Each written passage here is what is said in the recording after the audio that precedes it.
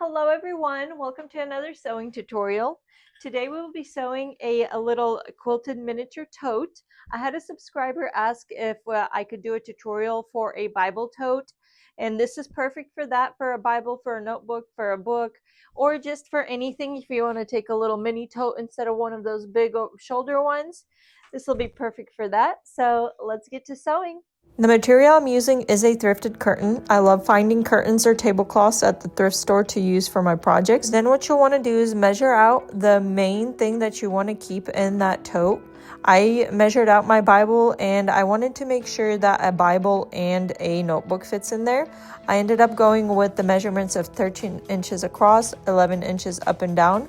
For the two main pieces, then you'll cut two batting pieces and two liner pieces. I'm using a polyfill batting, and then two pieces for the pockets, which were 7 inches by 9, and for the straps it was 14 inches by 5 inches, and you wanted two of those.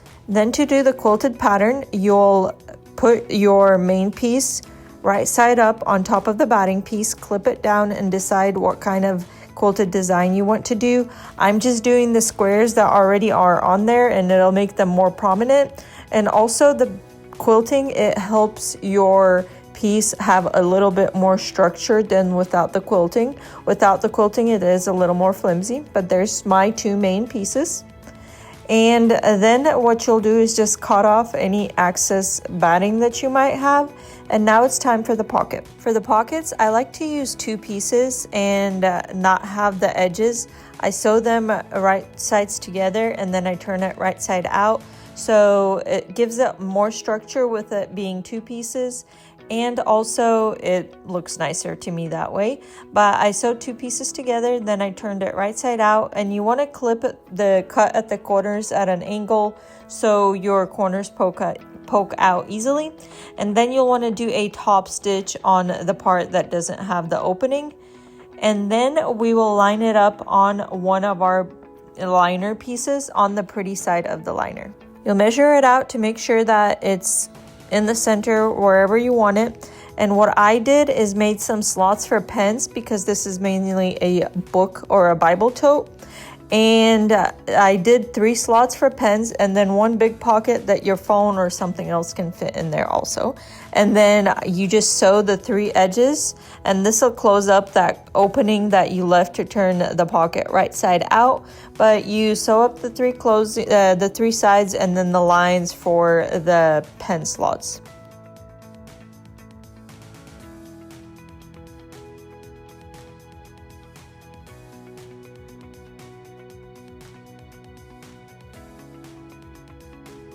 Once your pocket is sewn on, you will take your other liner piece and lay it right on top, pretty side to pretty side.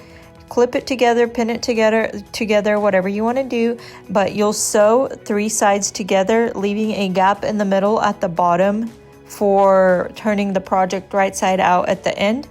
And then you will also clip together your outside pieces, pretty side to pretty side, and you will sew 3 edges, leaving the top open just like your liner, except you don't have to leave a gap in the middle of the main pieces.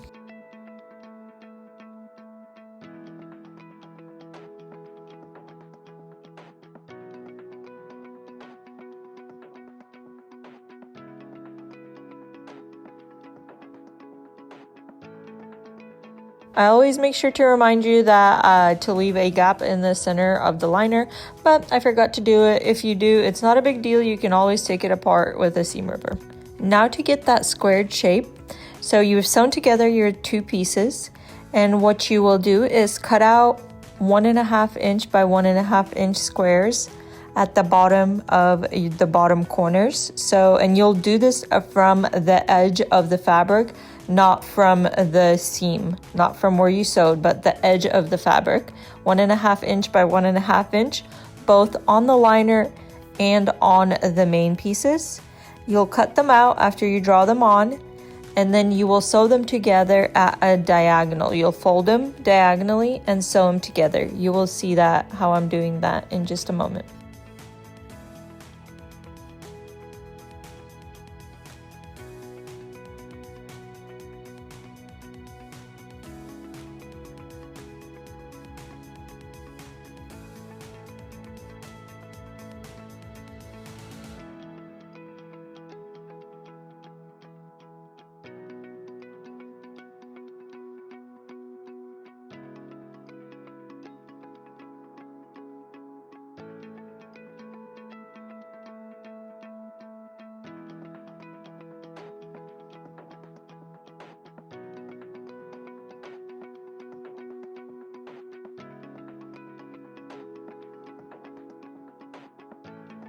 Now you will set those two pieces aside and go to make your straps.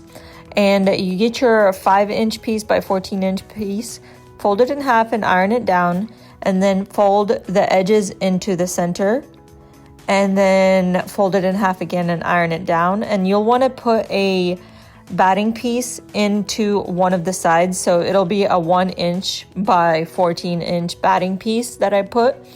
And I clipped it and sewed a straight stitch on each side, so on one side and then on the other side. That's how it ends up looking. My batting pieces were a little bit longer, so I just snipped them off.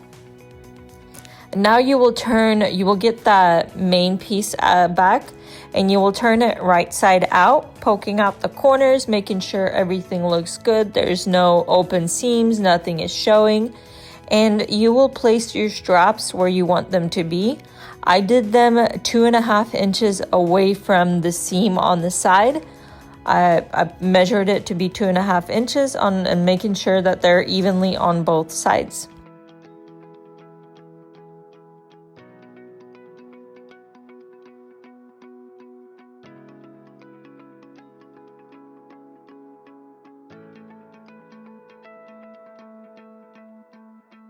I clipped those on with my little clips, and then you will get your liner piece. You do not turn this right side out. This will be pretty side to pretty side, and you will put your main piece inside of your liner piece. And then I find the edges and clip them together, like the seams in the center, and I clip them together, and then I just take the clips and move them to include the liner piece wherever I had the little straps. And you will sew just a straight stitch all around to close everything up.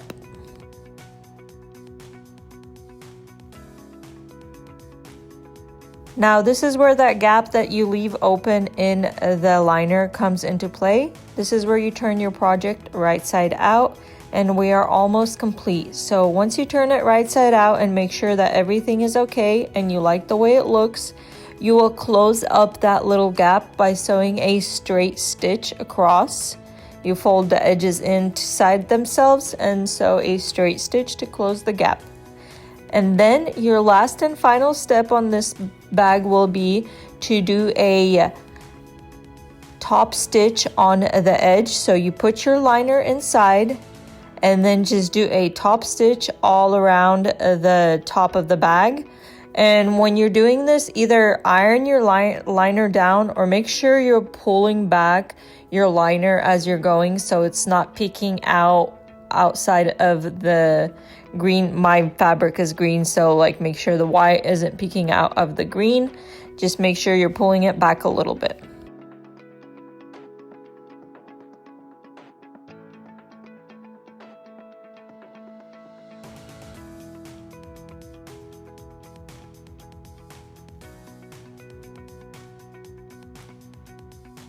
And then lastly, cut off any threads you may have hanging anywhere, and you're complete and ready to put everything into the bag.